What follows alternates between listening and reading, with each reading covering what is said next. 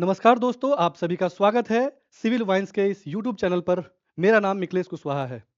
दोस्तों, एक बहुत बड़ी न्यूज़ निकल के आ रही है कि भारत सरकार ने ऑफिशियली ये एडमिट कर दिया है अपने पीआईबी विज्ञप्ति के माध्यम से कि भारत विश्व की चौथी सबसे बड़ी अर्थव्यवस्था बन गई है। इसी के तमाम पहलुओं को देखेंगे और जानेंगे कि हमारे लिए क्या इम्पोर्टेंट है, क्या फैक्ट्स ऐसे हैं जो हमारे एग्जाम पॉइंट ऑफ व्यू से ज़रूरी होते हैं, चाहे वो यूपीएससी के एग्जाम हो या फिर स्टेट पीसीएस के एग्जाम हो या फिर जो जनरल कंपटीशन के एग्जाम्स होते हैं उसमें। तो हम तथ्यों पर ध्यान देंगे, इसके जरूरी पॉइंट्स को जानेंगे और सरकार पीआईबी के माध्यम से जो कि हिंदू में प्रकाशित हुआ है उस उनके तमाम बिंदुओं को हम शामिल करते हुए ये देखेंगे कि क्या क्या बिंदु हो सकते हैं हमारे एग्जाम से जरूरी। तो पहले तो देखते हैं कि हेडिंग क्या है। India is now fourth largest economy, जिस पे हम बात करेंगे आज। और ये द हिंदू का ये कॉलम है, आर्टिकल है, India is now fourth largest economy says government. Government कैसे कहती है? तो अपने पीआईबी में एक विज्ञप्ति जारी करती है, उसमें कहती है, जो टाइटल क्या है, a defining year of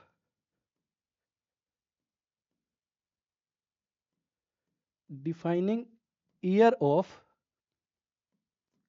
India's growth.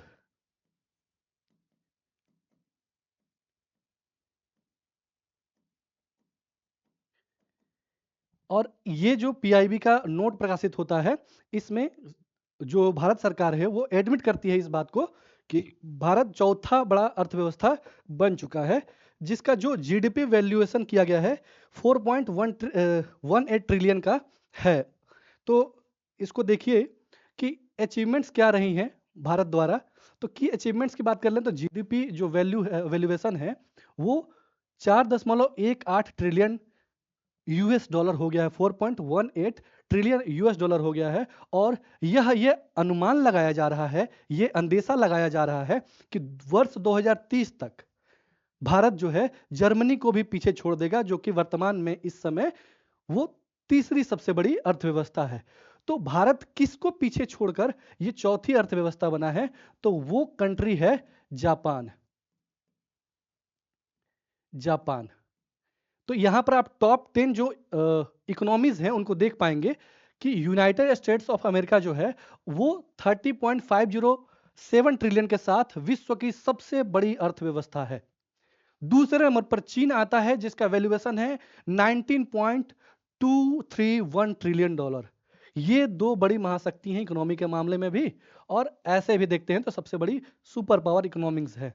उसके बाद जर्मनी का है जो 4.744 ट्रिलियन है, और चौथे नंबर पर अपना प्यारा भारत है जो कि 4.187 ट्रिलियन के साथ है। और ये 2030 तक, वर्ष 2030 तक क्या हो सकता है? लगभग 7 बिलियन, लगभग 7 ट्रिलियन, माफ कीजिएगा, यूएसडी के साथ विश्व की तीसरी सबसे बड़ी अर्थव्यवस्था हो जाएगी। और बाकी उसके बाद देखेंगे जापान है, यूनाइटेड किंगडम है, फ्रांस है, इटली और कनाडा, फिर उसके बाद ब्राजील है। तो जापान को पीछे छोड़ते हुए भारत विश्व की चौथी सबसे बड़ी अर्थव्यवस्था बन गया है। और कैसे ग्रोथ कर रहा है इसको हम पॉइंट वाइज देखना चाहेंगे। तो देखते हैं कि जो रियल जीडीपी है वो 8.2% के दर से बढ़ा है, जो क्वार्टर है, सेकेंड क्वार्टर है फाइनेंशियल ईयर 25-26 का। तो हमारा जो आपको पता है कि जो फाइनेंशियल ईयर होता है वो शुरू कब से होता है, चलता कब तक है? तो हम लोग 1 अप्रैल से शुरू करके 31 मार्च तक चलता है। तो हम यदि बात करते हैं, अगर सेकेंड क्वार्टर की बात करते हैं, तो फर्स्ट क्वार्टर यानी कि 3-3 महीने का, तो सेकेंड क्वार्टर में हो गया कि जुलाई, अगस्त और सितंबर,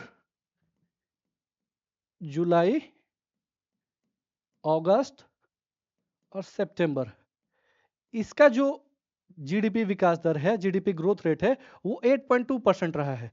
जबकि क्वार्टर फर्स्ट का, जो कि शुरू कैसे होता है? अप्रैल से, अप्रैल के बाद मई और फिर जून, है ना? तो फर्स्ट क्वार्टर है, फर्स्ट क्वार्टर में 7.8 था, और क्वार्टर फोर जो था 2024 टू 2025 का, वो 7.4 था। तो देखेंगे लगातार ये ग्राफ ऊपर की ओर ही गया है, और पीआईबी से लिया गया ये इमेज है। तो फाइनेंशियल ईयर 2025-26 में जो सेकेंड क्वार्टर है उसमें 8.2 के दर से बढ़ा है और विश्व के सबसे तेजी से बढ़ती अर्थव्यवस्थाओं में से एक है। और आईएमएफ कहता है कि ये G20 जो देश हैं, जो 20 बड़े कंट्री हैं, इकोनॉमीज हैं, उनमें भारत सबसे तेजी से बढ़ने वाली अर्थव्यवस्था इस साल भी 2026 के वर्ष में भी बना रहेगा। और ये किस कारण से हुआ है? तो जो डोमेस्टिक डिमांड्स है ना, घरेलू मांग है, इसके बढ़ने से ये जो वृद्धि है वो काफी बढ़ी है ना। और इसके पीछे जो जिसके से ये ड्रिवन होता है, चालित होता है, वो इंडस्ट्रियल और सर्विस सेक्टर्स हैं, जिनमें बढ़ा वृद्धि हुई है। उसके फलस्वरूप देखने को क्या मिला है कि जो real gross value added GVA जिसको बोलते हैं वो होता है, वो 8.1 के परसेंट के दर से बढ़ा है। जीवीए क्या होता है? एक होता है जीडीपी, जो किसी देश की एक सीमा के भीतर एक वित्तीय वर्ष में टोटल जितने भी वस्तुएं सेवाएं उत्पादित की जाती है उसके बाजार मूल्य को जीडीपी कहते हैं। जबकि इसमें बेसिक अंतर क्या होता है जीवीए के साथ में, ग्रॉस वैल्यू एडेड में, उसमें जो मध्यवर्ती वस्तुएं होती हैं उसको शामिल नहीं किया जाता है। जो इनपुट जैसे कच्चा माल के लिए नहीं होता है, वो आपूर्ति बेस पे होता है ना, सप्लाई पर आधारित होता है। जो रॉ मटेरियल शामिल किए जाते हैं उसको रॉ मटेरियल को शामिल नहीं करता है, ठीक है ना। जबकि जीडीपी में रॉ मटेरियल भी शामिल होते हैं, टोटल की बात करता है, समग्र की बात करता है, ये थोड़ा रिफाइन है। तो ये किसी भी देश के जीडीपी का जो ग्रोथ रेट है उसको मापने के लिए ज्यादा ऑथेंटिक मानक हो जाता है, एक सूचक हो जाता है ना। नेक्स्ट क्या है कि जो फोरकास्ट जो किए हैं जितने भी एजेंसीज होती हैं, इंटरनेशनल एजेंसीज होती हैं और आरबीआई है, वो फोरकास्ट क्या किए हैं कि भारत की जो अर्थव्यवस्था है वर्ष 2026 में किस गति से, किस दर से बढ़ने वाली है। तो हम एक एक करके देख लेते हैं कि किस संस्था ने क्या बात कही है और कितने परसेंट की वृद्धि दर की बात कही है। सबसे पहले अपने देश से ही शुरू करते हैं। तो आरबीआई क्या कहा है? आरबीआई ने अपने जो फोरकास्ट था, पूर्ववर्ती फोरकास्ट था, उसको रिवाइज कर दिया है ना। रिवाइज करके क्या कर दिया है? 7.3% की दर से अब 2026 में भारत की अर्थव्यवस्था बढ़ेगी। जबकि पहले क्या रखा था? वो जो एस्टिमेट था, जो आकलन था, 6.8% था। 6.8% से बढ़ा के 7.3% कर दिया गया है। अब इसके पीछे फैक्टर्स होंगे भाई, जो रिवाइज किया गया है तो इसके पीछे कुछ तो कारण रहे होंगे ना, जिसके आधार पर आरबीआई ने क्या करा कि अपने फोरकास्ट को रिवाइज किया। तो उसके कारणों को एक एक करके देख लेते हैं। तो पहला कारण है कि रोबस्ट डोमेस्टिक मांग, डिमांड। तो जो घरेलू मांग है वो तेजी से बढ़ रहा, सुदृढ़ है। इसके कारण से क्या है कि ये रिवाइज करा है। दूसरा, income tax and goods and services tax rationalisation. जो इनकम टैक्स है, इनकम टैक्स स्लैब्स हैं और जो जीएसटी है उसको जो सरलीकरण किया गया है, रेशनलाइज किया गया है, वो भी एक बड़ा कारण है। जो सॉफ्टर क्रूड ऑयल प्राइसेस हैं, है ना, जो कच्चे तेल के मूल्य हैं उसमें कमी, उसमें नरमी एक कारण है। दूसरी चीज, जो कैपेक्स है, जो पूंजीगत व्यय है गवर्नमेंट का, उस पर ध्यान ज्यादा दे रही है गवर्नमेंट। इसके कारण से अनुमान लगाया जा रहा है कि यदि पूंजी में निवेश होगा, पूंजी में सरकार इन्वेस्टमेंट करती है, ध्यान देती है, तो जाहिर सी बात है इकोनॉमी के लिए फायदेमंद होगा, है ना। और ये जो मॉनेटरी पॉलिसी है, ये favourable monetary and financial conditions, जो मौद्रिक स्थिति है और जो वित्तीय स्थिति है, वो भी काफी अच्छा है। और इन्फ्लेशन का है वो भी काफी कम है। तो इन्फ्लेशन यानी कि महंगाई कम है, तो जिसके कारण से माना जा रहा है कि मार्केट ठीक ढंग से सुचारू तौर पे, अनुकूल तौर पे चल रही है, जिसके कारण आरबीआई ने अपने जो पुराने एस्टिमेट था उसको 6.8 से बदल के 7.3 कर दिया है। ठीक है। अब इंटरनेशनल जो एजेंसीज होती हैं, जो रेटिंग देती हैं किसी भी अर्थव्यवस्था को, तो वो किस गति से बढ़ने वाली है उसको एक एक करके देख लेते हैं। ये इसलिए भी महत्वपूर्ण हो जाता है दोस्तों कि यदि जो इंटरनेशनल एजेंसीज हैं किसी देश की अर्थव्यवस्था के विकास दर को ऊंचा दिखाती हैं, तो जो विदेशी निवेशक हैं वो उस देश में इन्वेस्टमेंट के लिए, निवेश के लिए प्रोत्साहित होते हैं और कॉन्फिडेंट फील करते हैं। अगर वो रेटिंग हटाती हैं तो ठीक उसका सीधा संबंध इन्वेस्टमेंट से होता है, मार्केट वैल्यू से होता है। इसलिए जानना जरूरी है कि विदेशी एजेंसियां जो हमारे देश के बारे में, हमारी अर्थव्यवस्था के बारे में क्या सोचती हैं और उस सोचे अनुसार हमें रेटिंग प्रदान करती हैं और हमें बताती हैं कि हमारी अर्थव्यवस्था किसी वर्ष विशेष में और वर्तमान के संदर्भ में देखें तो वर्ष 2026 में किस गति से बढ़ने वाली है। ठीक है, तो पहले देखते हैं कि जो इंटरनेशनल एजेंसीज हैं उसमें सबसे पहले है वर्ल्ड बैंक। वर्ल्ड बैंक ने जो प्रोजेक्ट किया है ग्रोथ रेट हमारा 2026 का वो 6.5 है ना। दूसरा जो मूडीज है काफी फेमस है वो 6.4 का, वैसी आईएमएफ है इंटरनेशनल मॉनेटरी फंड वो 6.2, एशियन डेवलपमेंट बैंक 7.2 और उसके साथ साथ जो फिच है वो 7.4 का रेटिंग रखता है। यानी कि देखा जाए तो जो फिच है इकलौती ऐसी जो एजेंसी है जो सबसे ज्यादा जो ग्रोथ रेट बता रही है, उसके बाद से आरबीआई का स्थान आता है। हमारी अर्थव्यवस्था के सामने चैलेंजेस क्या है ना। हम तो दिख तो रहे हैं कि विश्व की चौथी सबसे बड़ी अर्थव्यवस्था है, लेकिन हमारे पास चुनौतियां क्या है, हमारे अर्थव्यवस्था के समक्ष चुनौतियां क्या है, किन किन मुश्किलों का सामना करना पड़ रहा है, हमारी अर्थव्यवस्था को एक एक करके देखते हैं। तो चैलेंजेस हैं, सबसे पहले तो लो पर कैपिटा इनकम है ना। जो भारत की प्रति व्यक्ति आय है वो काफी कम है, खास करके उन बड़ी अर्थव्यवस्थाओं में वो विकसित देशों के मुकाबले काफी हद तक कम है, जिसके उदाहरण कुछ इस प्रकार हैं। पहले तो देखिए कि भारत की जो पर कैपिटा इनकम है ना, जीडीपी पर कैपिटा इनकम वो कितना है, $2694 है ना, $2694 है। कब थी, 2024 में इतना था। वही 2024 में अगर देखें तो जापान की जो पर कैपिटा इनकम थी, जीडीपी पर कैपिटा इनकम वो $32,487 थी, जो कि 12 गुना ज्यादा है, भारत की तुलना में 12 गुना ज्यादा है ना। और वैसे 20 गुना ज्यादा है जर्मनी की तुलना में। जर्मनी भारत की तुलना में जर्मनी का 20 गुना ज्यादा है, यानी कि भारत 20 गुना कम पर कैपिटा इनकम रखता है। तो जर्मनी कितना है, तो $56,103। समझ रहे हैं ना। हम लोगों ने क्या करा कि जापान को पछाड़कर हम चौथी अर्थव्यवस्था तो बन गए हैं, लेकिन जो हमारी प्रति व्यक्ति आय है ना, जो हमारे लोगों की आय होनी चाहिए वो बहुत कम है, बहुत सीमित है। कहने के कागजों पर तो दिखती है कि भारत इतनी बड़ी अर्थव्यवस्था हो गई, लेकिन हकीकत अगर गौर से देखा जाए तो कहीं धूमिल दिखाई देती है ना।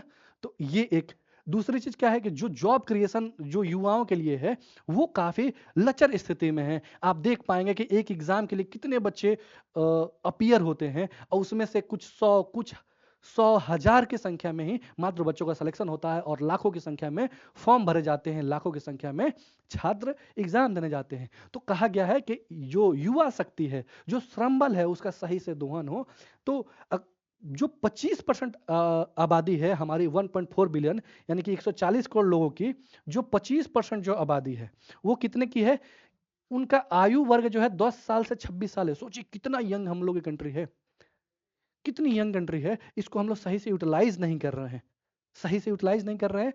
तो इसको यूटिलाइज किया जा सकता है और क्या कर सकते हैं हम कि जॉब क्रिएशन को ध्यान देकर और जो जनसंख्या है उसको एक अवसर के रूप में इस्तेमाल कर सकते हैं और अपनी अर्थव्यवस्था को, प्रति व्यक्ति आय को नई ऊंचाई और गति दे सकते हैं। ठीक, और सबसे हालिया मुद्दा देखिए कि लगातार मुद्रा का अवमूल्यन हो रहा है, मुद्रा का रेट गिर रहा है कंटिन्यू, अभी 90 के आसपास डॉलर के मुकाबले पहुंच गए हैं, है ना। लेकिन सरकार इस पर नहीं बात करती है और तरह तरह के लॉजिक दिया करती है। इसको जवाब देना चाहिए कि लगातार जो करेंसी है, जो इंडियन करेंसी है, इंडियन रूपी है, उसका मूल्य क्यों गिरते जा रहा है। तो ये भी देखने वाली बात हो गई। अगर वर्ष 2025 में ही देखें सिर्फ, तो वर्ष 2025 में ही 5% डिक्रीज हुआ है, 5% की डिक्रीज हुआ है जो इंडियन रूपी है उसमें, वो उतना गिरा है और रिकॉर्ड हाई लेवल पर पहुंच ही गया है। आपको पता है कि $90 के आसपास पहुंच गया है। तो ये बेसिक मतलब बहुत बड़े बड़े, हालांकि चुनौतियां तो बहुत है,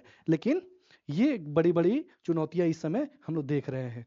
अब आगे की राह क्या कर सकते हैं, वे फॉरवर्ड में क्या है कि जो स्किल गैप है, जैसे कि हमारे युवाओं को पता ही नहीं है कि हमें क्या पढ़ना है, कैसे पढ़ना है और आगे क्या कर सकते हैं। खास करके मैं बात करूं तो ग्रामीण क्षेत्र के जो युवा हैं उनमें बड़ी असमंजस की स्थिति है कि साइंस पढ़ें, कॉमर्स पढ़ें या कोई डिप्लोमा कर लें या फिर कोई काम सीख लें। तो ऐसे स्थिति में इन मामलों को सॉर्ट आउट करने के लिए सरकार को सामने आना चाहिए और बृहद स्तर पर प्रयास किया जाना चाहिए। और जो कंपनियों की डिमांड है, कई बार होता है कंपनी किसी विशेष क्षमता वाले व्यक्ति को हायर करना चाहती है, लेकिन वो क्षमता हमारी जनसंख्या में नहीं दिखती है, जो कि स्किल गैप को दिखाता है ना? तो स्किल गैप को भरने के लिए भारत सरकार बहुत तेजी से और बहुत सशक्त मजबूत कदम उठा सकती है और उठाना भी चाहिए। और स्किल इंडिया प्रोग्राम से संरेखित किया जाना चाहिए, अलाइन किया जाना चाहिए, जैसा कि उद्योगों की मांग हो, है ना? जैसे कि वर्तमान समय एआई का है, ग्रीन एनर्जी का है ना? तो वैसी स्थिति में हम इन संभावित जो क्षेत्र हैं उसको ध्यान में रखकर भारत सरकार स्किल इंडिया मिशन को आगे बढ़ा सकती है ना? और युवाओं को स्किल से सशक्त कर सकती है, जिससे उन्हें रोजगार मिले और अल्टीमेटली क्या हो, अर्थव्यवस्था में योगदान हो, पर कैपिटा इनकम बेहतर हो, जीवन स्तर बेहतर हो, है ना? ठीक वैसे ही जो लेबर इंटेंसिव मैन्युफैक्चरिंग को बढ़ावा दिया जाना चाहिए, जैसे कि गांधी जी कहा करते थे। गांधी जी आधुनिकीकरण के खिलाफ नहीं थे, लेकिन वो संतुलित आधुनिकीकरण की बात करते थे, है ना? मॉडर्नाइजेशन की बात करते थे। वो कहते थे ऐसे मशीनीकरण को लाओ, वो मशीनीकरण को ऐसे कहते थे कि ऐसी मशीनें होनी चाहिए जिससे जो मानव पूंजी है, जो लेबर है, वो एलिमिनेट ना हो जाए, बल्कि उसके साथ साथ काम करें और लेबर्स को भी रोजगार मिलता रहे, श्रम को भी रोजगार मिले और मशीन भी काम करे। वैसे हमें काम करना होगा कि जो लेबर इंटेंसिव मैन्युफैक्चरिंग को बढ़ावा देना होगा और ऐसे उद्योग, ऐसी मशीनरी को बढ़ावा देनी होगी जहां पर कामगार काम कर पाए, जहां पर मानव श्रम काम कर पाए और अर्थव्यवस्था में योगदान दे पाए, कुछ अर्न करे, है ना? कुछ कमाए। और क्या हो रहा है कि जो हमारी 25% आबादी है, सबसे युवा आबादी है, उसमें से कुछ की खपत कर ले, जो कृषि से बचते हैं। कृषि में बहुत लोग संलग्न हैं, आपको पता है। लगभग लगभग अगर आर्थिक सर्वेक्षण की बात करें, उसके अकॉर्डिंग लगभग 46% जो आबादी है वो कृषि क्षेत्र से संलग्न है, कृषि क्षेत्र में लगी हुई है। तो कृषि में एक दिक्कत क्या है कि मौसमी बेरोजगारी की बहुत समस्या होती है कि एक सीजन में कटाई बुआई वाला सिस्टम हो गया, काम हो गए, उसके बाद से सब लोग रोजगार विहीन हो जाते हैं। तो वैसी स्थिति में जो बची हुई आबादी है, जो जिनकी उपयोगिता सीमांत रूप से देखी जाए तो शून्य के बराबर है, उनको खपत करके किसमें, तो मैन्युफैक्चरिंग में, विनिर्माण क्षेत्र में, उद्योगों में शामिल करे, सेवा क्षेत्र में शामिल करे, है ना? जो उद्यमिता है उसको बढ़ावा दिया जाना चाहिए। हमारे यहाँ स्कूलों में पढ़ाई लिखाई तो सिखाई जाती है, लेकिन कैसे उद्यमशील बनना है, कैसे नया उद्यम सेटअप करना है, कैसे अपना इंटरप्राइज एस्टेब्लिश करना है, कैसे अपना उद्योग लगाना है, कैसे अपना इनोवेशन करना है, उसके विषय में बातचीत नहीं की जाती है। और ग्रामीण क्षेत्रों की इतनी दयनीय, इतनी लचर स्थिति है कि आप कल्पना भी नहीं कर सकते। वहाँ के बच्चे तो पढ़ाई भी कर रहे हैं, अगर सरकारी विद्यालयों की बात कर लें मोटे तौर पर, तो पढ़ाई भी कर रहे हैं, तो वो पढ़ाई उनके मस्तिष्क में या फिर सीखने की स्थिति में नहीं पहुंच रही है, वो समझ नहीं पा रहे हैं क्या पढ़ रहे हैं। तो ये एक चिंता का विषय है। असर रिपोर्ट में हर साल आप देखते हैं कि असर रिपोर्ट जारी होती है और उसके थ्रू पता चलता है कि स्थिति ज्यों की त्यों बनी हुई है ना? तो promoting startups culture, tier 2 tier 3 cities can turn job seekers into job creators. जो इतनी भीड़ इकट्ठा हुई है कि हमें भी रोजगार चाहिए, हमें भी नौकरी चाहिए, उस स्थिति से निपटने के लिए जरूरी है कि जो रोजगार मांगने वाले लोग हैं वही रोजगार सृजित करने वाले लोग बन जाएं। इससे क्या होगा कि जो गैप है वो कम होगा, है ना? और ईज ऑफ डूइंग बिजनेस, ऐसी स्थिति उत्पन्न कर दिया जाए अपने क्षेत्र में, अपने देश में, अपने शहरों में, कि वहां पर विदेशी फंडिंग या फिर कंपनियां कोई भी आकर इन्वेस्टमेंट करे, लगाए और क्या करें, रोजगार सृजित करे। सबसे बड़ा देखते हैं कि जो लैंड एक्विजिशन है, भूमि अधिग्रहण है, इसमें कितने मामले फंस जाते हैं। आप कहीं सफर कर रहे हैं, अचानक से आप 4 लाइन से देखेंगे कि एक सिंगल लाइन में हो गया। क्या होता है कि वहां के ग्रामीणों ने, उस क्षेत्र के बासिंदों ने वो जमीन सरकार को नहीं दी, या फिर कोर्ट में मामला चल रहा है और जो भूमि अधिग्रहण होना चाहिए था, एक्विजिशन होना चाहिए था, वो नहीं हो पाया है और विकास कार्य वहां पर सीमित हो जाता है, धूमिल हो जाता है। वो सब बहुत बड़ी बाधा एक तरह से देखा जाए तो है। और इससे क्या होता है कि जो कंपनियां हैं, जो पैसे लगाती हैं, वो हिचकिचाती हैं, आनाकानी करती हैं कि हम भैया आपके यहाँ आएंगे। आपके यहाँ तो कानून की स्थिति एकदम दयनीय है, आपके यहाँ जो भूमि अधिग्रहण है वो भी दिक्कत है, आपके यहाँ इतना लाल फीताशाही है ना? तो इन सब चीजों से परेशान हो, गुंडा राज की स्थिति है आपके यहाँ। आपके यहाँ दिन दहाड़े किसी भी व्यापारी को, किसी भी उद्योगपति को उठा के उगाही करने की बात कही जाती है। तो ये सब स्थितियां जो नकारात्मक स्थितियां हैं, किसी भी जो उद्योगपति है, किसी भी इन्वेस्टर्स है, निवेशक है, उसको हतोत्साहित करती हैं। हमारे यहाँ लगाने में तो ज़रूरी है कि कानून व्यवस्था अच्छी हो, सटीक कानून हो, साफ-सुथरा उसके जो कंडीशंस हो, शर्तें हों, वो स्पष्ट शब्दों में हो, है ना? तो ये है। एमएसएमई पर ध्यान देना चाहिए क्योंकि एमएसएमई जो है हमारे यहाँ बहुत बड़ा रोजगार जनरेटिंग ये है सेक्टर है। तो इस पर बहुत ज़रूरी है कि हमको फोकस किया जाना चाहिए और कुटीर उद्योग, लघु उद्योग के माध्यम से छोटे-छोटे स्तरों पर एक डिसेंट्रलाइज वे में हम लोगों को रोजगार दे सकते हैं और अर्थव्यवस्था में वस्तुओं का प्रवेश करा सकते हैं और आपूर्ति कर सकते हैं। जो एक और पॉइंट है कि रूरल अर्बन इंटीग्रेशन जो शहरी ग्रामीण जो एकीकरण है वो बहुत महत्वपूर्ण है। महत्वपूर्ण इस दृष्टि से भी है, पहले तो रोजगार सृजन होना ही चाहिए, है ना? तो क्या होता है कि लोग रोजगार के कारण रोजगार पाने के लालसा में लोग ग्रामीण क्षेत्रों से शहरों की ओर पलायन करते हैं। एक तो सबसे बड़ी ये पलायन की समस्या खास करके आप यूपी और बिहार के संदर्भ में देख सकते हैं कि बिहार का हर तीसरा व्यक्ति किसी बाहरी स्टेट के किसी शहर में दयनीय स्थिति जीने को मजबूर है। वैसे यूपी की भी कुछ स्थिति वैसे ही है। तो पहले तो ज़रूरी है कि अगर हम जो ग्रामीण क्षेत्र हैं, जो रिमोट एरियाज़ हैं, जो शहर के दूर-दराज के क्षेत्र हैं, वहाँ पर भी हम उद्योग को सेटअप करते हैं, चाहे वो लघु हो, कुटीर हो, तो वहाँ पर रोज़गार जनरेट होगा और रोज़गार सृजन होगा। तो फिर जो पलायन की दर है वो घटेगी। पलायन की दर घटेगी तो जो शहरों में मलिन बस्तियाँ एस्टेब्लिश हो जाती हैं, जो झुग्गी-झोपड़ी एस्टेब्लिश होते हैं, जो अवैध कब्जा अतिक्रमण होता है, उसकी दर भी कम होगी और शहरों पर भार भी कम होगा। और उसके साथ-साथ क्या होता है कि जो जो पॉल्यूशन की समस्या आप देख रहे हैं दिल्ली में कि इतने कम जगह पर लगभग 3 करोड़ की आबादी यहाँ दिल्ली में रहती है। तो पॉल्यूशन, इतना ट्रांसपोर्टेशन, ये सारी भी समस्याओं का भी निदान निकलेगा कि कंपनियाँ जो डिसेंट्रलाइज़ होंगी, अलग-अलग क्षेत्रों में जाएँगी, तो इमिशन जो कार्बन इमिशन है या फिर पॉल्यूशन इमिट करती हैं, वो कम करेंगी और कम करेंगी इन द सेंस कि वो फैल जाएगा, बृहद क्षेत्र में रहेगा तो उसका इम्पैक्ट इतना एक कटोरे की भांति नहीं रहेगा कि दिल्ली जैसे शहर को सांस लेने पर मजबूर कर दे। ये सिर्फ दिल्ली तक ही सीमित नहीं है पॉल्यूशन, भारत के जो जितने भी शहर हैं जो उद्योग धंधों के लिए जाने जाते हैं, उनकी स्थिति कमोबेश दिल्ली जैसी ही है। और अगर हम इंफ्रास्ट्रक्चर को बढ़ाते हैं, ग्रामीण अर्थव्यवस्था में इंफ्रास्ट्रक्चर में योगदान देते हैं, इंश्योर करते हैं, तो वो क्या होगा कि जो टपकन सिद्धांत है, ट्रिकल डाउन इफेक्ट है, उसके माध्यम से जो शहरों से जो वो लाभ है, वो ग्रामीण क्षेत्रों तक भी पहुंचेगा। तो ये ध्यान देने की जरूरत है। तो दोस्तों, ये हमारा आज का सेशन रहा कि भारत जो है चौथा सबसे बड़ा अर्थव्यवस्था बन गया है और इसके हमने तमाम बिंदुओं को देखा, समझा। आपका बहुत बहुत धन्यवाद।